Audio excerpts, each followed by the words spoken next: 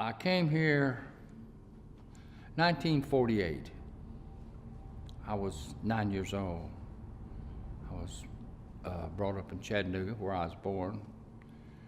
And my mother worked at one of those fancy restaurants downtown. I think it was called the Maypole or something like that. And all the ball team ate there. Well, she met this ball player and they got married, and he was from Cairo.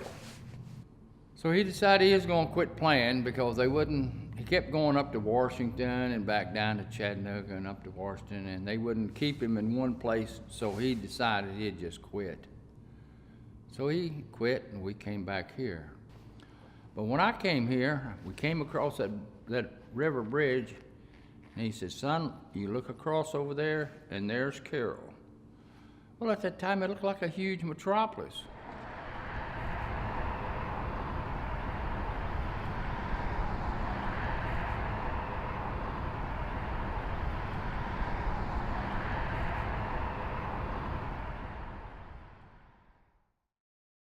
But what really happened in Cairo is that of all the stores that they had, and when I was selling advertising, I had probably 60 customers that I called on every day. And the other advertising lady, Nancy Wright, she had about 60 customers. And of course the publisher had his route. And so as these stores went on through time after I bought my store, people pass away. And they'd been in business a long time. Well, there was nobody behind them to take over the stores. The period between 1977, when I bought my store, and they started putting in all the malls in Cape Girardeau, Paducah, Sykeston, and before long, they were selling their suits cheaper than I could buy them for. And so with that dynamic in place too, you couldn't compete against the malls.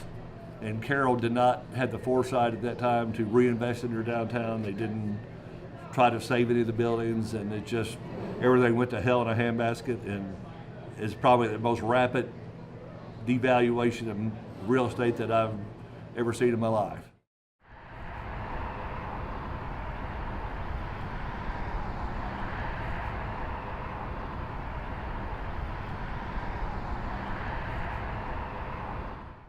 It was said at one time in Cairo that this was supposed to be Chicago. Back in the 60s and the 50s, they thought this, between the rivers here, at the Ohio and the Mississippi River, that this area with the rails and the highways and the rivers, that this was the ideal spot to grow.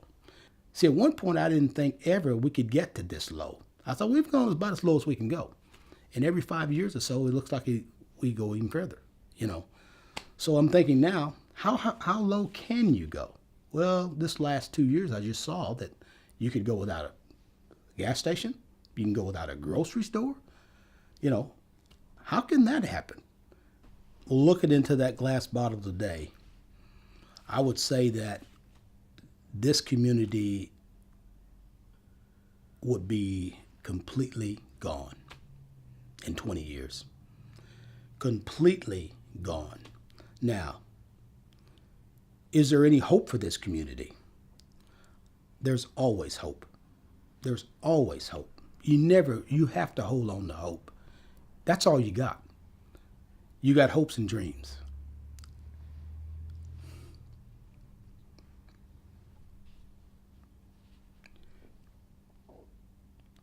If you lose your dreams, you don't have anything.